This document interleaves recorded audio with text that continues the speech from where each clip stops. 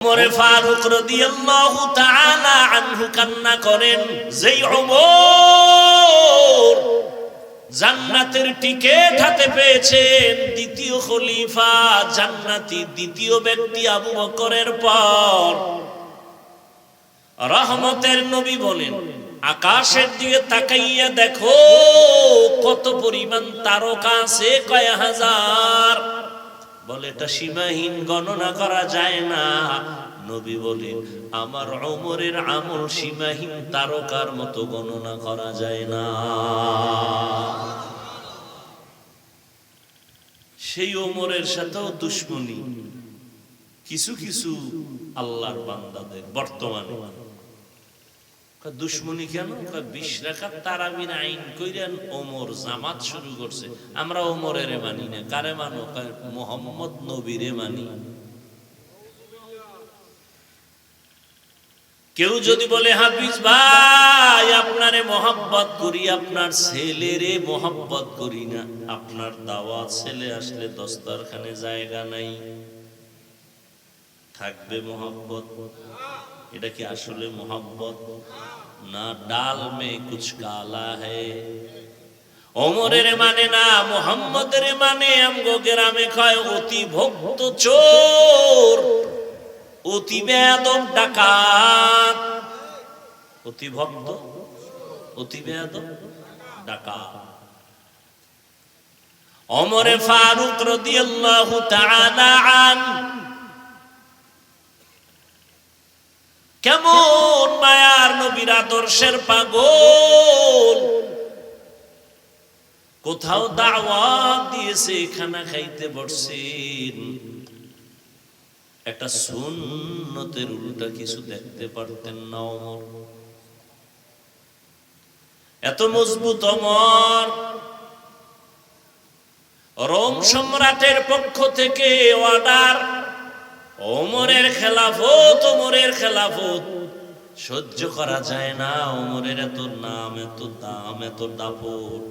আসলে ওমরের বডিগার্ড কয়জন আছে?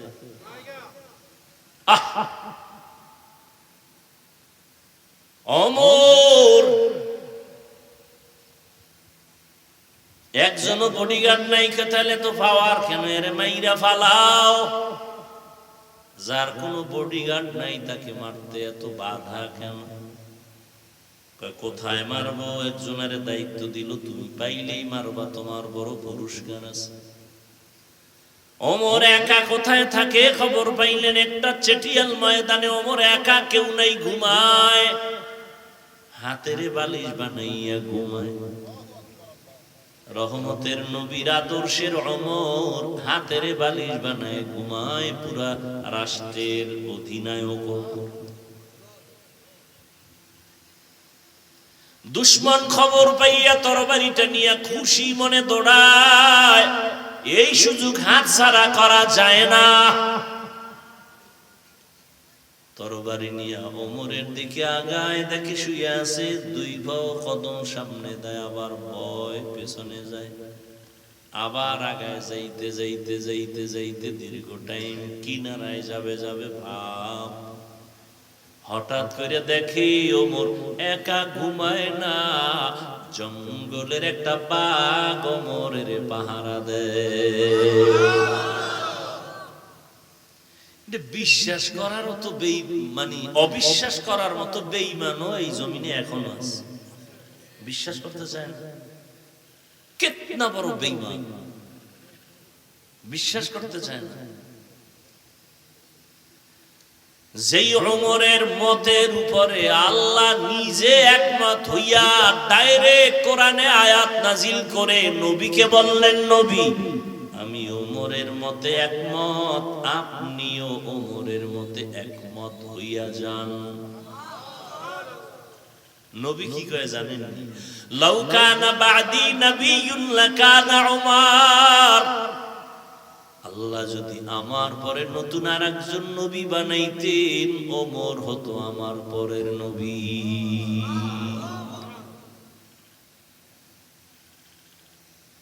সেই ওমর একা একা চলে, কোনো বডিগার্ড নাই, সিকিউরিটি গার্ড নাই। দুশ্মন গিয়া দেখে ওমর একা ঘুমায় না, পাহারাদার আছেন। কে দেখে উঠাছে, তরবারিটা হাত থেকে ভইরা গেছে, বাঘ দেখা ভয়ে ওমর চেতন হয়ে গেলেন। নজর করে দেখে অচেনা একজন মানুষ তরবারি নিচে পড়ছে। কয় ভয় পাইও না, কে তুমি, কোথা থেকে আসছো? কই হালাত, আমি আসছি আপনাকে জবাই করার জন্য, হত্যা করার জন্য। কিন্তু সেই অবস্থা দেখলাম। বলে আমি একা চলি না, আমাদের আপন একজন আল্লাহ। রহমতের নবীর আদর্শের কারণে ওমরের দাম জান্নাতের ওপেন টিকিট চলে আসলো। কিন্তু সেই ওমর রমজানের ঈদের দিন সবাই আনন্দ করে, ওমর দরজায় তালা লাগায় কান্না করে। সাহাবী আবু হুরায়রা রাদিয়াল্লাহু তাআলা আনহু বলেন, খলিফাতুল মুসলিমিন ঈদের আনন্দ বাদ দিয়ে কেন দরজা লাগায় আপনি কান্না করেন? ওমর বলে, রমজান চলে গেল, তারাবি পড়লাম, কবুল হলো কিনা চিন্তা, জাহান্নামের আগুন থেকে নাজাত পেলাম কিনা চিন্তা। যেই ওমরের আমলের ব্যাপারে নবী বলেন আকাশের তারকা যেমন কোন সংখ্যা নাই, ওমরের আমলের সংখ্যা নাই। সেই ওমর ঈদের দিন কান্না করেন, আনন্দ করে না, জাহান্নামের আযাবের ভয়। পাল্টা প্রশ্ন করলেন আবু হুরায়রা, ও খলিফাতুল মুসলিমিন, আপনি তো জান্নাতি সাহাবীদের মধ্যে দ্বিতীয় কাতারে আছেন আবু বকরের পরে। ওমর কয়, রে ভাই আবু হুরায়রা, যে আল্লাহ জান্নাতের টিকিট দিছেন, আমার কোন আমলে যদি আল্লাহ আবার বেজার হয়ে যায়, টিকিট ক্যান্সেল করে দিবে।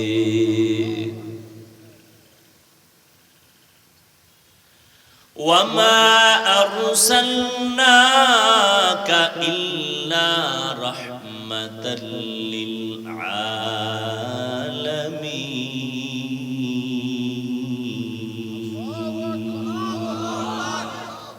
إمام الأولين الآخرين بهر صدقا رحمة للعالمين سيد الكونين ختم المرسلين آخر آمد بود فخر الأولين ও এলাকার যুবক, ও পর্দার আড়ালের আম্মা জানেরা, বৃদ্ধ বাবাজিরা, আমি আপনাদেরকে হাজী সাহেব গাজী সাহেব বানাইতে আসি নাই।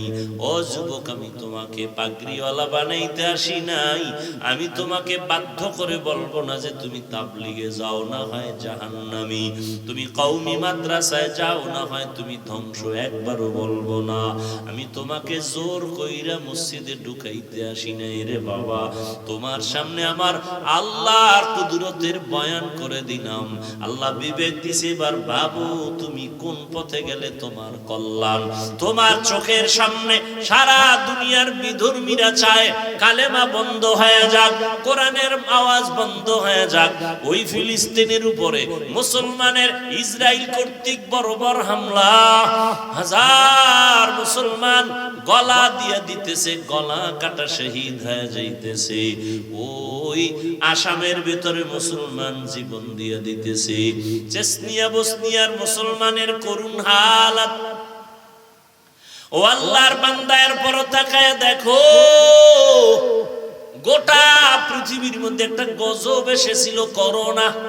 ব্যবসায়ীর ব্যবসা বন্ধ হয়ে গেল, চাকরি বন্ধ, ট্রেন বন্ধ, ফ্যাক্টরি বন্ধ, বাস বন্ধ, দোকান বন্ধ। কিন্তু নজর কইরা দেখছো নিরে যুবক বাবারা, এই জমিনে একটা কোরআনের মাদ্রাসাও বন্ধ হয় নাই। আর কেমনে বুঝাইলে বুঝবা?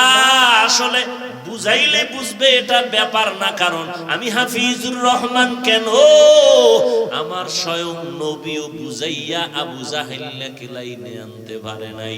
আবু জাহিল এত বড় বেঈমানের বাচ্চা, বেঈমান, হাতের মুষ্টির মধ্যে পাথর নিয়ে কয়, ও ভাতিজা মোহাম্মদ কি আছে বলতে পারবানি? নবী কয়, বললে লাভ কি? কয় কালেমা পড়বো। নবীকে আমি বলতে পারি না, কারণ আমি গাই গাইবের মালিক না। নবী কয় ওই আমার চাচা আবু জাহালের হাতে কি আছে তোর একটু নিজেরা আওয়াজ দে। নবী বলতে দেরি হয়, পাথরগুলো কালেমার আওয়াজ দিতে দেরি করে না। ওই বেঈমান নিকৃষ্ট দাজ্জাল পাথরগুলো মাটির মধ্যে ফালায় কয় মুহাম্মদ তুমি বড় জাদুকর, আমি বুঝাইলেই তুমি টুপিওয়ালা হবা না। নবীজির বুঝানোর মধ্যে কোনো ভেজাল নাই, নবীর চরিত্রে কোনো ভেজাল নাই, নবীর জবানের মধ্যে কোনো নাপাক নাই। সেই নবীর 13 বছরের বয়ানে আবু জাহাল বুঝে না, কালেমা পড়ে না। আর আমার বয়ানেই যে তুমি কালেমাওয়ালা হবা, তওবা করবা, নামাজ পড়বা, চিন্তাও করা যায় না। তবে বলার দায়িত্ব আমার, মানবা কিনা সেই দায়িত্ব তোমার। ও আল্লাহর বান্দারা, তুমি ডানে বামে দৌড়াও, টাকা কামাই করো ডানে বামে, কই আমরা হালাল ভাবে চলি, আল্লাহর ভয় নিয়ে চলি। কই একজন হুজুর তো করোনায় না খাইয়া মরে নাই, মরছে? একজন হুজুরের সম্মান কমছে? তোমার চোখের সামনে হুজুর বাদ দাও, হুজুর বাদ দাও, তোমার লাইনে যাও। তুমি স্কুলে পড়ো, কলেজে পড়ো, চাকরি করো, ব্যবসা করো, তোমার লাইনে দেখো। জীবনে কোনোদিন মাদ্রাসায় পড়ে নাই, কিন্তু তোমার লাইনে থাইকা স্কুলে পড়ে, কলেজে পড়ে, চাকরি করে, ব্যবসা করে, RAB, army, police, BDR, professor, doctor, engineer, MP, মন্ত্রী, চেয়ারম্যান, মেম্বার, 5 বেলার নামাজ পড়ে, সম্মানের সাথে আছে। মিথ্যা না সত্য? তুমি কেন পারো না রে বাবা? তোমার মতো যুবক রাস্তায় গাড়ি চালায়, সময় মতো নামাজ পড়ে, তুমি কেন পারো না? তোমার মতো যুবক কৃষি কাজ করে, ময়দানে গামছা বিছাইয়া নামাজ পড়ে, ঠিক নি? বলো তুমি কেন পারো না?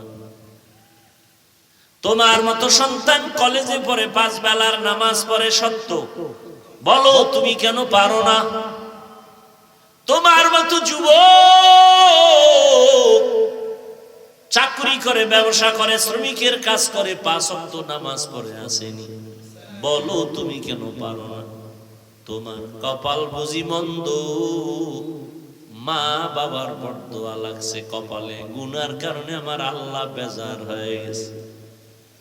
আমি তো তোমাকে বলি নাই ডাক্তার হইও না, ইঞ্জিনিয়ার হওয়া যাবে না, আলেম হওয়া লাগবে তো বলি নাই, বরং তুমি ডাক্তার হও, একজন ইঞ্জিনিয়ার হও, তুমি একজন প্রফেসর হও, তুমি চাকরি করো, ব্যবসা করো, রসুলের আদর্শের মালা গলায় লাগাও, 5 বেলার নামাজ পড়ো, মা বাবার দোয়া নিয়ে চলো, ওলামায়ে কেরামের পরামর্শ নিয়ে চলো, মানুষের সাথে ভালো আচরণ করো, তোমার ব্যবহার মানুষের দেহ যেন মরিয়া গেল, দোয়া করে ছেলেটার ব্যবহার এত সুন্দর, দোয়া ছাড়া আগাইতে পারবা না।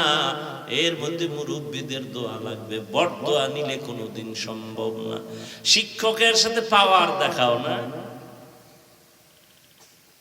কিসের পাওয়া? মা বাবার সাথে মেজাজ দেখাও, আর মানুষ পাইলি না, মা বাবার সাথে মেজাজ দেখাইলি।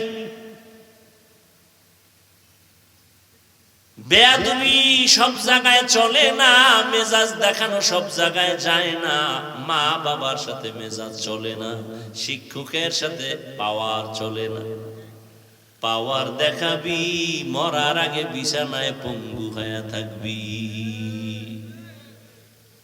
আর আল্লাহর কাছে মাপ চাইলেও তোর ক্ষমা নাই, বাইতুল্লাহ ধইরা লাব্বাইক বইলা কানলেও তোর ক্ষমা নাই, কারণ শিক্ষক যদি ক্ষমা না দেয় আল্লাহও দিবেন না, মা বাবা ক্ষমা না দিলে আল্লাহও দিবেন না, কারণ এটা বান্দার হক। এখনো সময় আছে, তওবা করো, মনেরে বুঝাও। তোমার মতো যুবক যদি স্কুল কলেজে পড়িয়া নামাজ পড়ে, মা বাবার দোয়া নিয়ে চলে, তুমি কেন পারো না? তোমার মতো যুবক যদি দিনের লাইনে আসতে পারে, জেনারেল লাইনে থাইকে তুমি কেন পারবা না? কই দিনের লাইনে চলার কারণে লেখাপড়া বন্ধ হয় নাই, ব্যবসায়ীর ব্যবসা বন্ধ হয় নাই, চাকরিজীবীর চাকরি যায় নাই। আসলে তোমার মনের দুর্বলতা, শয়তান তোমার উপরে গালেব হয়ে গেছে। রহমতের নবীর আদর্শের মালা গলায় লাগাও। ১৫০০ বছর আগে নবী চ্যালেঞ্জ দিয়ে গেছেন, যারা আমার আদর্শ ধরে রাখবা তাদের সম্মান কখনো নষ্ট হবে না। এরে নবীরা শেখ উম্মতের দল, রহমতের নবী আসছেন, যুবকদের সুসংবাদ দিয়ে গেছেন। যুবকেরা নবীর উপকার করেছে, বুড়ারা নবীর বিরোধিতা করেছে। ও যুবক, আজ তোমার দ্বারা নবীর উপকার হবে, সুন্নতের আমল হবে, তোমার দ্বারা কেন সুন্নত জবাই হয়? ও পর্দার আড়ালের আম্মা জান, এমন এক সময় নবী মক্কা নগরীতে আসছেন, নারীদেরকে ওরা পছন্দ করে না। কন্যা সন্তান হলেই বাবা গলা টিপে হত্যা করে মেরে ফেলে লজ্জায়, কন্যা পছন্দ করে না কেউ। বর্তমানেও কিন্তু কিছু কুলাঙ্গার বাচ্চা আছে জমিনে, কুলাঙ্গার, ওরা মাইয়া হইলে বড় কষ্ট পায়। এরকম কুলাঙ্গার পশু আছে না নেই? বউর সাথে রাগ করে কথাই কয় না, মাইয়া হলো কেন? অথচ 10টা ছেলে বাবার জন্য জানা করে, একটা মাইয়া বাবার জন্য জীবন দিতে রেডি। যার মাইয়া নাই বুঝানো বড় কঠিন হয়ে যাবে। 10টা ছেলে বাবার ক্ষতি করছে, কোনো মেয়ে বাবার ক্ষতি সহসায় করে না। ছেলেরা বাবা অসুস্থ হয়ে গেলে মনে মনে চায় মরে যা, টাকা নিয়ে আমি আরাম করব। আর মেয়েরা পাগলনির মতো কান্দে, বাবার অসুস্থতাও মেনে নিতে পারে না। এই জন্যই তো নবী বলেন, আমি বিশ্ব নবী, আমি শ্রেষ্ঠ নবী, আমার কত দাম, আমার একটা ছেলে নাই, আমি 4 কন্যার বাবা, আমার একটা ছেলেও নাই।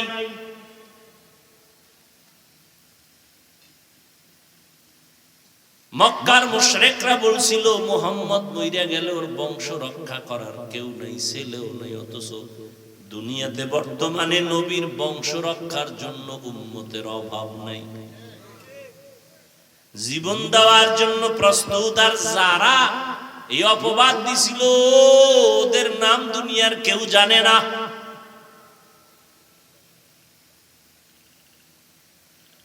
এরে আল্লাহর গোলাম, ও পর্দার আড়ালের আম্মা জানেরা, রহমতের নবী এসে কন্যাদের ইজ্জত বাড়ায় দিলেন, নারীদের ইজ্জত বাড়ায় দিলেন। হত্যা চলবে না, সুসংবাদ দিলেন, এ কন্যার বাবারা, একটা কন্যা যদি পাও, আল্লাহর ওয়াদা, তুমি একটা জান্নাতের মালিক। তুমি যদি 2 কন্যার বাবা হতে পারো, 2 কন্যা। করিম সাল্লাল্লাহু আলাইহি ওয়া আলিহি ওয়াসাল্লাম, আমি দুনিয়াতে আপনাকে প্রেরণ করি নাই, হ্যাঁ করেছি জগৎ সমূহের জন্য রহমত হিসেবে। নবীজি বলেন, লা ইউমিনু আহাদুকুম হাত্তা ইয়াকুনা হাওয়াহু তাবআন লিমা জিতু বিহি। দুনিয়াতে কোনো মুমিন পরিপূর্ণ মুমিন হতে পারবে না যতক্ষণ পর্যন্ত আমি রাসূল যা নিয়ে আসছি এর উপরে পূর্ণ আস্থা না থাকবে, মোহাব্বত না থাকবে। আমি রাসূল যা নিয়ে আসছি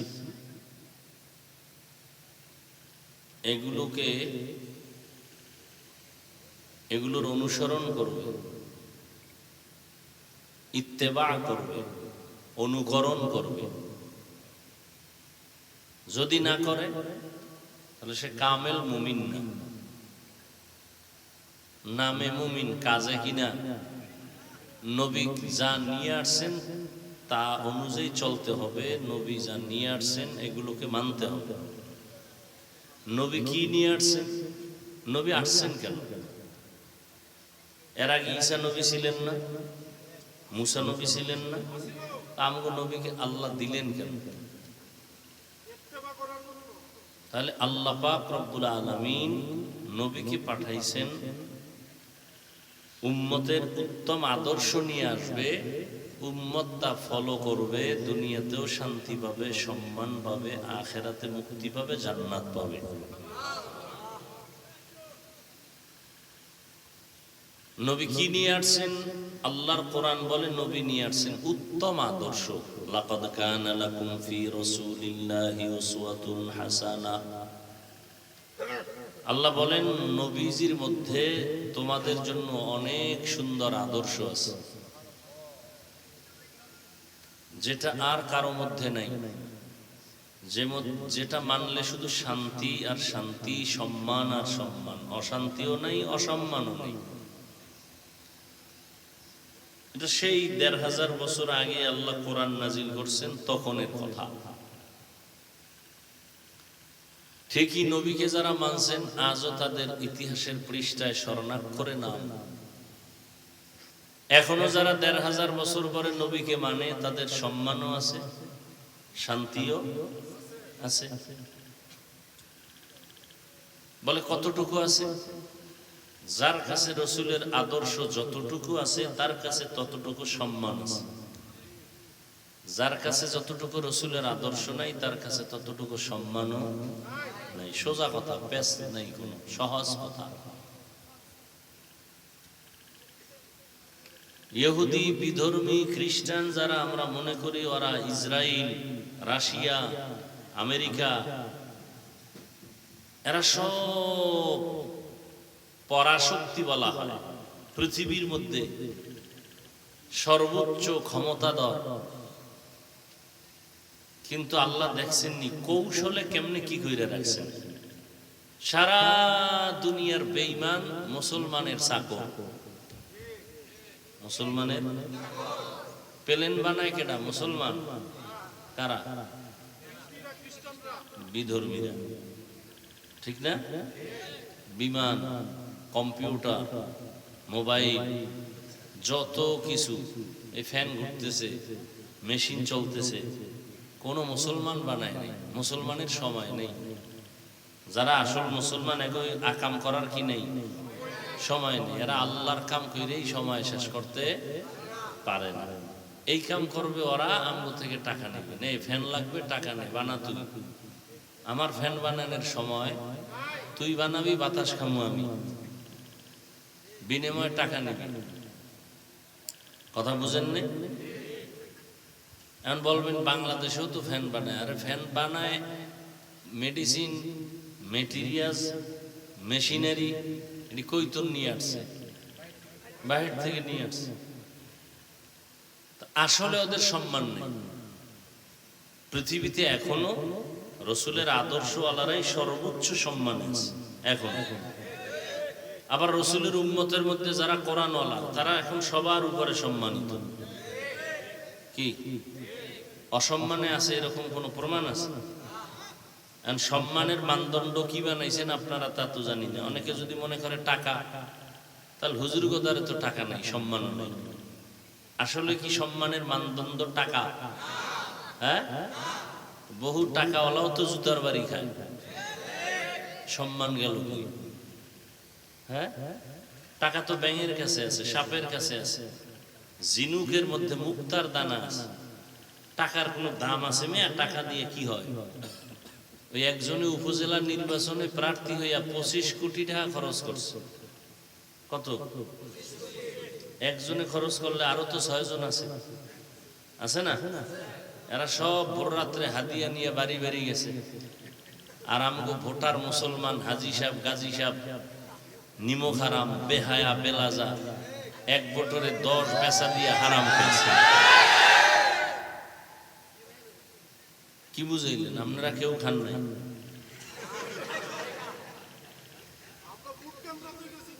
আমগো বরিশালে বলে চোরের আওয়াজ বড়। যেই জোরে কইছেন মনে হয় আপনারা সুফি সাহেব, আকামে কেউ নাই। আপনারা হাসেন, আপনার মতো ইতর আছে দুনিয়ায়। এই হারাম টাকা নিয়ে করছেন কি? মাইয়ে ফলারে খাওয়াইছেন। আপনার মেয়ে ছেলেটার কোনো অন্যায় আছে? আছে? বাচ্চার কোন, এই সত্য কথা বলবেন, আছে? তো ওরে হারাম টাকা খাওয়াই ওর রক্ত নষ্ট করছেন কেন? আপনার বাপ হইতে বলছে কি? আপনি তো বাপ নামের কলঙ্ক। আপনি সন্তানের রক্ত নাপাক করলেন কেন? স্ত্রীর অপরাধ কি? তার রক্ত নাপাক করলেন কেন চুরির টাকা নিয়ে? চুরির টাকা দিয়া বাজার করে সন্তানকে খাওয়াইয়া সন্তানের ভেতরের পবিত্র রক্তটাকে নাপাক করলেন কেন? কে দিয়েছে অধিকার আপনার? আপনি বাপ হইলেন কেন? হালাল ভাবে চলতে পারবেন না, সন্তানকে চালাইতে পারবেন না, সন্তান নিলেন কেন? বিবাহ করলেন কেন? বিয়া না করার একটা রাস্তা তো আল্লাহর রাসূল হাদিসে বলে দিয়েছেন। এই ভাই কথা বলেন কেন?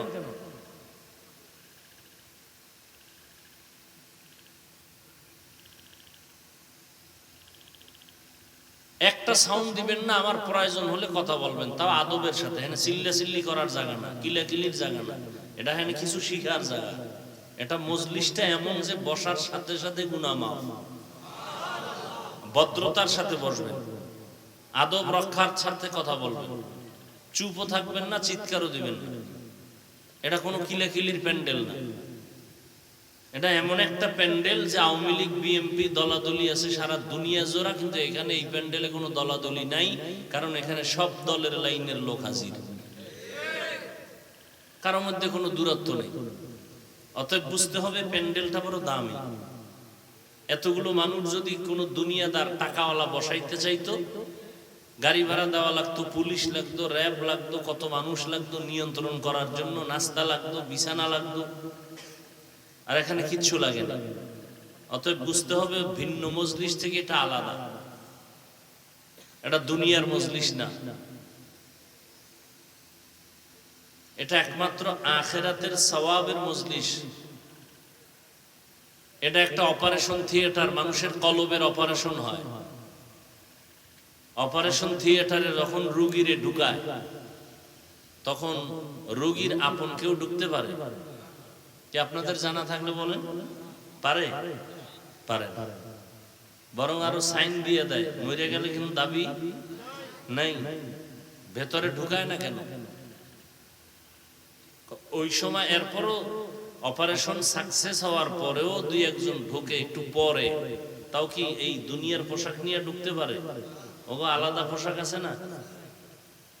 এটা একটা অপারেশন থিয়েটার। ওটা তো দেহের অপারেশন হয়, আর এটা রুহের অপারেশন হয়। এটা আরো কঠিন।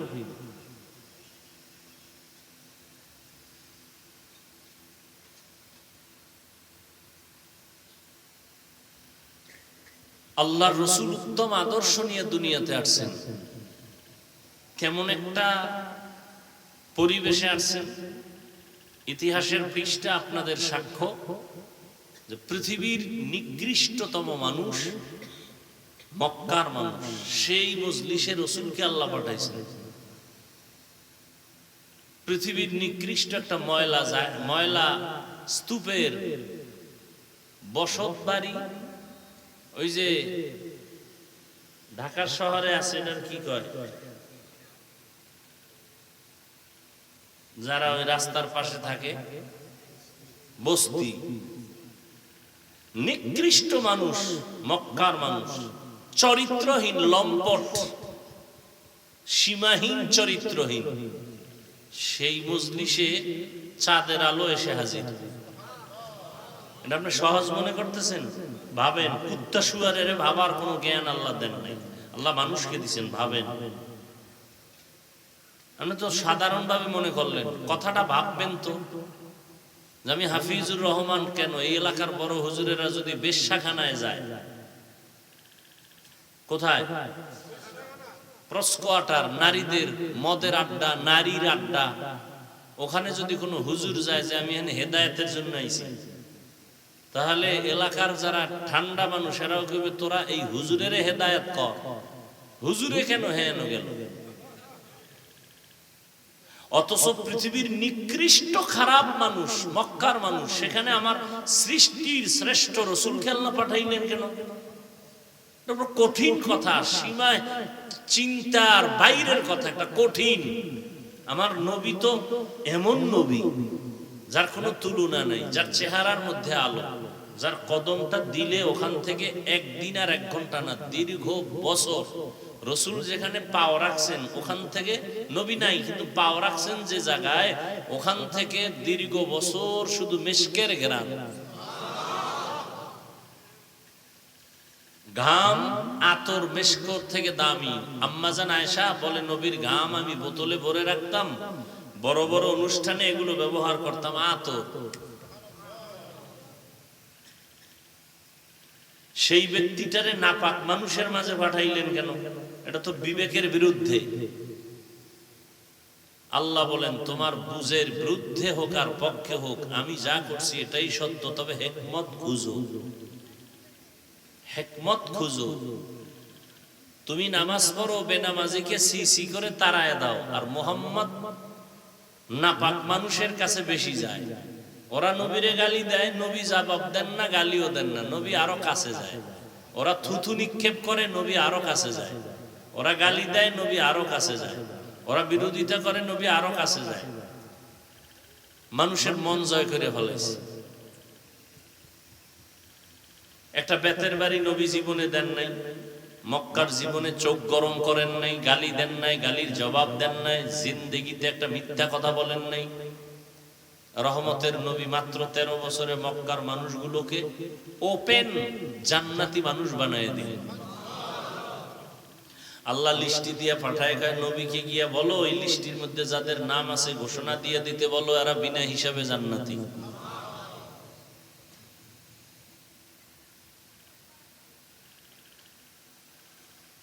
নবীর আদর্শ কই আর আমাদের আদর্শ কই? দাবি তো করি আশেখ রাসূল, দাবি তো করি মুসলমান, অথচ চেহারার দিয়ে তাকাইলে কোনো নমুনা নাই, কোনো নমুনা নেই। ওয়ামা আরসালনাকা ইল্লা রাহমাতাল লিল আলামিন, হে নবী আমি আপনাকে দুনিয়ায় পাঠাই নাই, হ্যাঁ জগৎ সমূহের রহমত হিসাবে প্রেরণ করেছি। রহমতের নবীকে আল্লাহ জগৎ সমূহের রহমত করে পাঠাইছেন। শুধু দুনিয়ার জন্য না, আখিরাতের জন্য না, সমস্ত জগতের জন্য। বলে সমস্ত জগৎ মানে কি? রূহের জগৎ একটা জগৎ, ওই জগতের জন্য নবী রহমত। মায়ের গর্ভের জগৎ আলাদা জগৎ, এই জগতের জন্য নবী রহমত। দুনিয়ার জগৎ আলাদা জগৎ, এই জগতের জন্য নবী রহমত। কবরের জগৎ আলাদা জগৎ, এই জগতের জন্য নবী রহমত। হাসরের ময়দানের জগৎ আলাদা জগৎ, ওই জগতের জন্য নবী রহমত। জান্নাত ও জাহান্নামের জগৎ ভিন্ন জগৎ, ওই জগতের জন্য নবী রহমত। আল্লাহ বলেন হে নবী আমি আপনাকে দুনিয়ায় পাঠাই নাই, হ্যাঁ আমি জগৎ সমূহের রহমত করে পাঠিয়েছি। নবীর জিন্দেগীর সবটাই রহমতে ভরা। নবীর জীবনে কোনো মিথ্যা কথা নাই, কোনো গালি নাই, গালির জবাব নাই। চোখ গরম করে নবী কারো দিকে তাকান নাই। 13টা বছরের মধ্যে মক্কার পরিবেশকে সুন্দর পরিবেশে রূপান্তরিত করেছেন।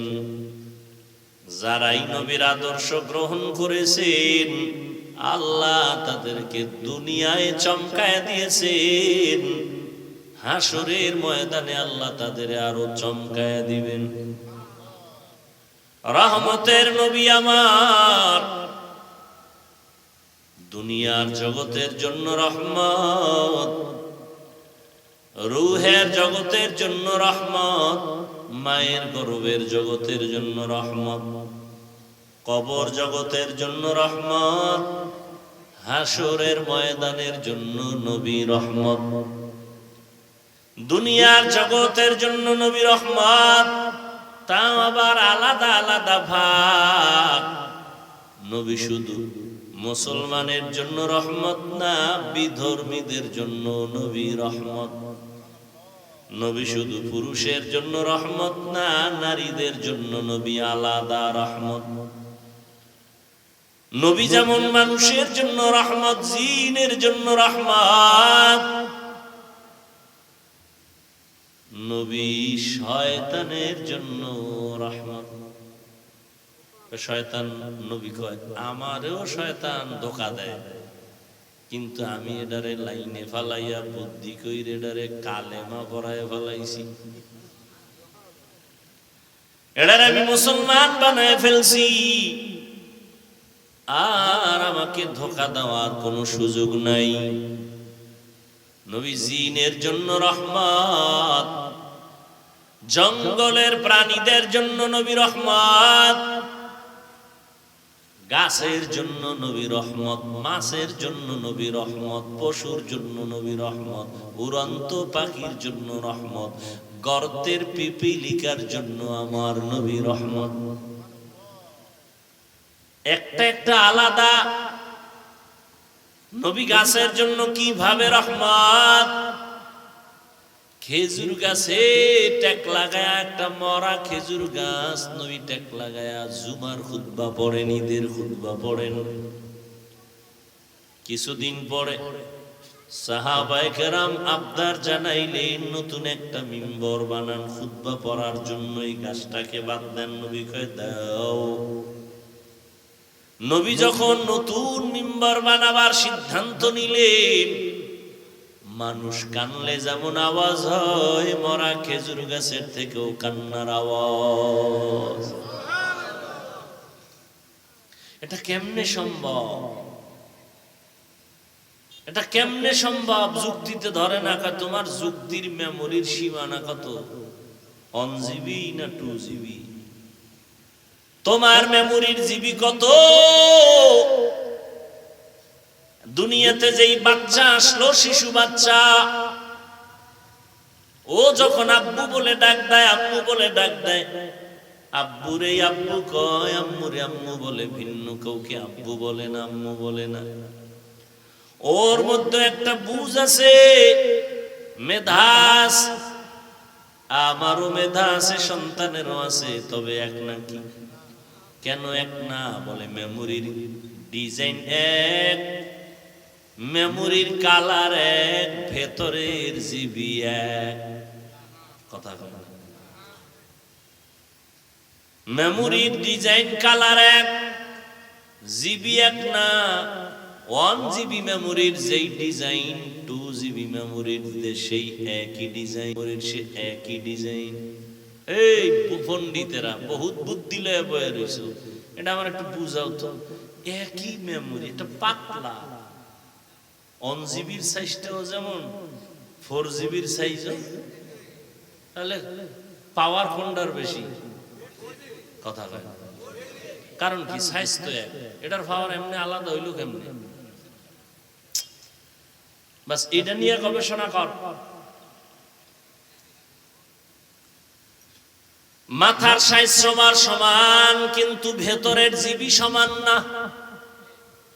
এই কারণে তুমি টুপি পরতে লজ্জা পাও, আমি টুপি না পরলে লজ্জা পাই। কেন? তোমার জিবি আর আমার জিবি এক না। তুমি দাড়ি কাটতে খুশি, আমি দাড়ি কাটলে বড় লজ্জা পাই, তুমি রাখতে লজ্জা পাও। আমি মসজিদে ঢুকতে খুশি হয়ে যাই না, ঢুকলে লজ্জা লাগে, তোমার মসজিদে ঢুকতে লজ্জা লাগে।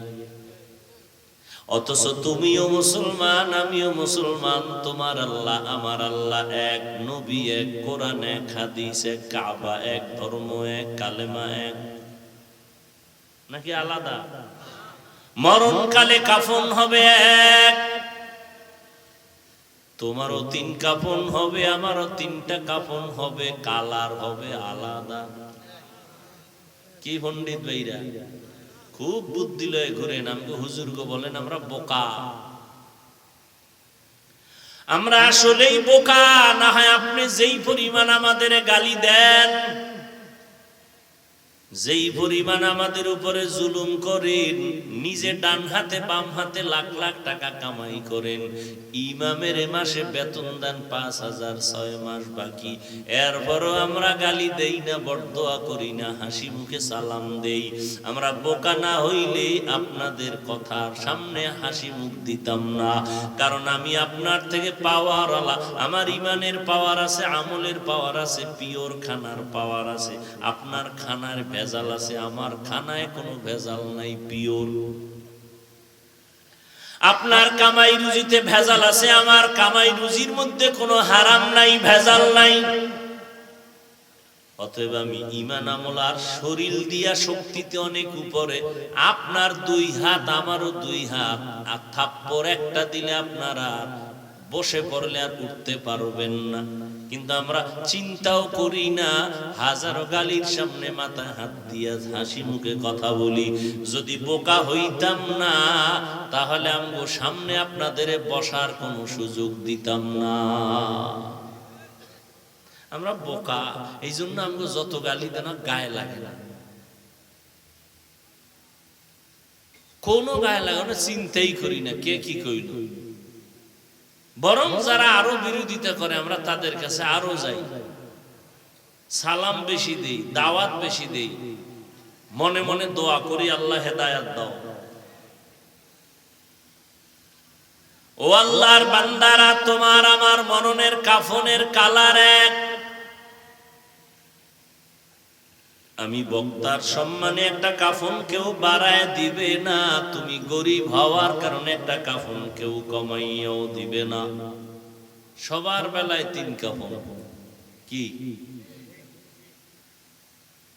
মন্ত্রী সাহেবরা দুনিয়া থেকে বিদায় হয়ে গেলে তার এত সম্মান, একটা কাফন বেশি হবে? একটাও না।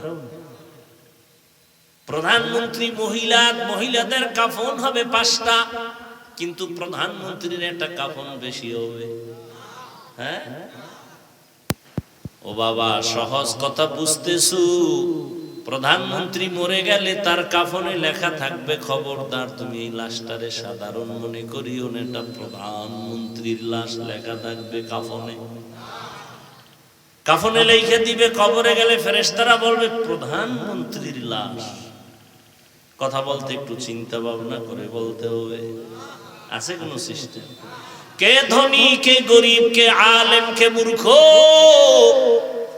কে ডাক্তার, কে রোগী, কে ইমাম, কে মুক্তাদি, কে শিক্ষিত, কে অশিক্ষিত, কোনো ভেদাভেদ নাই। কাফনে যেদিন ঢুকবা সেদিন সবার মাস্তানি বন্ধ হয়ে যাবে। তুমি কয় নাম্বারের মাস্তান, কাফনে লেখা থাকবে। হ্যাঁ, তুমি কয় টাকার মালিক, কাফনে লেখা থাকবে। ফকিন্নির ভোলার লাশটা যেমন, তোমার লাশটাও তেমন। লাশ কাফনে ঢুকার পরে আর বুঝা যাইব না কোনটা ফকিন্নি কোনটা ধনী, বুঝার কোনো উপায় নেই। কবরের সাইজও হবে সমান, কবরে প্রশ্ন হবে 3টা, তাও সবার বেলায় সমান। হুজুরের প্রশ্ন আলাদা না, দুনিয়ার সিস্টেম একরকম। ক্লাস 1 যারা পড়ে ওদের প্রশ্নপত্র একরকম, যারা 2 পড়ে তাদের প্রশ্নপত্র আলাদা, যারা 4 পড়ে তাদের প্রশ্ন আলাদা, যারা 6 পড়ে প্রশ্ন আলাদা। ঠিক নি? আমার মাওলার কেমন সিস্টেম? কে ধনী, কে গরিব, কে হিন্দু, কে বৌদ্ধ, কে মুসলমান, কে মাওলানা, কে মুফতি, সবার প্রশ্ন 3টা, একই প্রশ্ন সবার। রবের পরিচয় দাও, ধর্মের পরিচয় দাও, রাহমাতুল লিল আলামিনের পরিচয় দাও। এই প্রশ্ন আপনাকেও আমাকেও সবার বেলায়। পারবে কারা জবাব দিতে? শুধু হুজুরেরা। কি ওরে হুজুর তো বহু দূর। সাহাবায়ে কেরাম জান্নাতের ওপেন টিকিট পেয়েছেন। আবু বকর, ওমর, ওসমান, আলী সহ 10 জন সাহাবা জান্নাতের ওপেন টিকিট পাওয়ার পর তারা মৃত্যু পর্যন্ত কান্না করেছে, কবরে আমার কি উপায় হবে? পাইছো না জানো তুমি দুই জান্নাতের মালিক। কন্যা সন্তান আসছে তো রহমত বেড়ে গেছে। এই মেয়ে বিয়ে করছে স্বামী আর স্ত্রী দুইজন, খাওয়ানে কষ্ট, ঘুমানে কষ্ট, বিছানা নাই, ঘর নাই, কষ্ট আছে না? যেদিন থেকে আল্লাহ পাক সন্তান দুনিয়াতে পাঠাইছেন ওই দিন থেকে কষ্টের পার্সেন্ট কমে গেছে।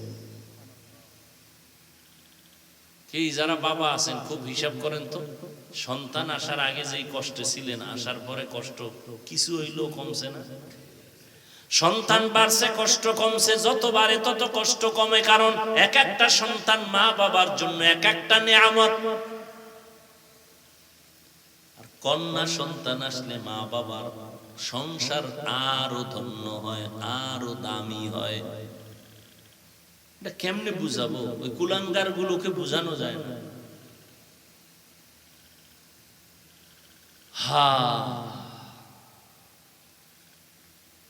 রহমতের নবী কন্যাদের সম্মান সবার ঊর্ধ্বে দিলেন, নারীদের সম্মান বাড়ায় দিলেন। কেন? নারীরা সমস্ত নবীদের মায়ের মতো মা, সাহাবায়ে কেরামের মায়ের মতো মা, আলেমের মা, হাফেজের মা। যত সন্তান দুনিয়াতে ভালো মনে করেন, এসপি সাহেব ভালো, এমপি ভালো, মন্ত্রী ভালো, ওসি ভালো, চেয়ারম্যান ভালো, সব ভালোর পেছনে, সব ভালোর পেছনে মায়ের অবদান। মা ভালো, সন্তান ভালো। মায়ের আদর্শের কারণে সন্তানের আদর্শ ভালো, মায়ের চরিত্র ভালো তো সন্তানের চরিত্র ভালো। এরে আম্মা জানেরা, অনেকে তো বিয়া করিয়াও কান্না করে, কত তদবির করে সন্তান পায় না। আল্লাহ আপনাদের যাদেরকে সন্তান দান করেছেন নিয়ামত মনে করেন, সুন্দর নাম রাখেন, আদব শিক্ষা দেন। ডাক্তার বানাবেন, ইঞ্জিনিয়ার বানাবেন, প্রফেসর বানাবেন, তবে বেয়াদব বানাবেন না। আদর্শবান ডাক্তার বানায় যান, আদর্শবান ইঞ্জিনিয়ার বানাবেন, জীবনটা ধন্য। দুনিয়াতেও আপনার সুনাম, পরকালেও সুনাম। সন্তান ডাক্তার হইয়াও কোরআন পড়ায় যাবেন, নবীর সুন্নত অনুযায়ী চলবে, মাঝে মাঝে কোরআন পড়ে দোয়া করবে। ইঞ্জিনিয়ার বানাইছেন কিন্তু কোরআনটা পড়ায় দিছেন, কোরআন পড়ে বাবার জন্য গোপনে গোপনে দোয়া করে। ডাক্তার বানাবেন, কোনো বাধা নাই রে মা, এখন থেকে সন্তানটারে আদর্শওয়ালা বানান, নবীর আদর্শওয়ালা বানায় দেন। এই যুবকেরা, আমার নবীর আদর্শের থেকে দামি কোনো আদর্শ আর কারো কাছে আসেনি। আমার নবীর আদর্শ সবার শ্রেষ্ঠ। কি বলো? নবীর ওই আদর্শের মধ্যে নখ কাটার নিয়ম আসেনি? নবীজির আদর্শের ভেতরে চুল কাটার নিয়ম আসেনি? তুমি বেঈমানের লাইনে গিয়া চুল কাটলা কেন? নবীরটা ভাল লাগে না? তুমি বেঈমানের তালে পড়িয়া কেন আঙ্গুলের নখ কাটলা? ওখানে কি নবীর আদর্শ তোমার কাছে ভালো লাগে নাই? আল্লাহর নবী জিজ্ঞাসা করলে কি জবাব দিবা? আল্লাহ কয়, সব মাপ যদি তওবা করে রেডি হও, আর কোনদিন দাড়ি কাটবো না, নামাজ ছাড়বো না, বেপরদায় চলবো না, মা বাবারে কষ্ট দিব না, নবীর আদর্শের বাহিরে চলবো না। তওবা যদি করতে পারো সব আল্লাহ মাফ করে দিবেন। তওবা করো বান্দা, ও যুবক, আল্লাহর কাছে তওবা করো, মনে মনে আল্লাহকে ডাকো। ও দয়ার মালিক, কোরআন সত্য, নবীর কথা সত্য, আর জীবনে শয়তানের ধোকায় পড়ে যত গুনাহ করেছি, নামাজ পড়ি নাই, পর্দা করি নাই, দাড়ি কাটলাম, আজকে থেকে তওবা করলাম। রিজিকের মালিক আল্লাহ, হায়াতের মালিক আল্লাহ, ইজ্জতের মালিক আল্লাহ। আর নামাজ ছাড়বো না, বেপরদায় চলবো না, মা বাবারে কষ্ট দিব না, উলামায়ে কেরামের পরামর্শ নিয়ে চলবো, বিরোধিতা করে গুনাহগার হব না। তওবা করার মতো যদি কারো অন্তর তৈরি হয়, দুটো হাত আমার আল্লাহকে দেখায় দেই। আয় আল্লাহ, হাতগুলো কবুল করে নেন, তওবা কবুল করে নেন, তওবার উপরে মজবুত হইয়া চলার মতো তৌফিক দান করেন, আমিন। আলহামদুলিল্লাহি রাব্বিল আলামিন, ওয়াসসালাতু ওয়াসসালামু আলা সাইয়্যিদিল আমবিয়া ওয়াল মুরসালিন ওয়া আলা আলিহি ওয়া আসহাবিহি আজমাইন। ইয়া আরহামার রাহিমিন, ইয়া আরহামার রাহিমিন, ইয়া আরহামার রাহিমিন। রব্বিরহামহুমা কামা রব্বায়ানি সগীরা। আল্লাহুম্মা ইন্নাকা আফুউন তুহিব্বুল আফওয়া ফা'ফু আন্না।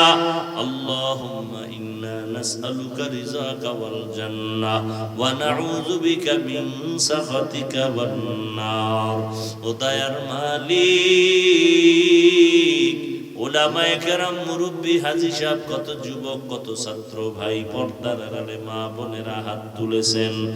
মেহেরবানি করে আমাদের জীবনের সকলের সমস্ত গুনাহগুলো মাফ করে দেন আল্লাহ। আয় আল্লাহ, মাহফিল কবুল করে নেন। আয়োজনকারী, সহযোগিতাকারী, দান সদকাকারীদের কবুল করে নেন। ঘরে ঘরে শান্তি দান করেন, সুন্নাতওয়ালা জিন্দেগি দান করেন। আয় আল্লাহ, সারা দুনিয়াবাসীকে মাফ করে দেন। ফিলিস্তিনের মুসলমানদের উপরে রহমত দান করেন। ইসরায়েলের জালেমদের জুলুম থেকে হেফাজত করেন। বিদেশের ঘরে প্রবাসে আমার ভাই বোন যারা আছে হেফাজত করেন। হালাল ভাবে রুজি রোজগারে বরকত দান করেন, হারাম থেকে হেফাজত করেন। বাংলাদেশ শান্তির দেশ বানায় দেন। প্রশাসনিক ভাবে যারা কাজ করে, জনপ্রতিনিধির দায়িত্বে যারা দিনদার বানায় দেন। ওলামায়ে আহলে হকের বিজয় দান করেন, বাতিলের মোকাবেলায় বিজয় দান করেন। ও আল্লাহ, মিথ্যা মামলা থেকে কুদরতের দ্বারা মুক্তির ব্যবস্থা করে দেন আল্লাহ। আয় আল্লাহ, চক্রান্তকারী, ষড়যন্ত্রকারী দুশমন, জাহেরি বাতিনি দুশমন থেকে হেফাজত করেন। ও আল্লাহ, দিনের নিসবতে আমাদের মাফ করে দেন। আয় আল্লাহ, আমরা যারা হাত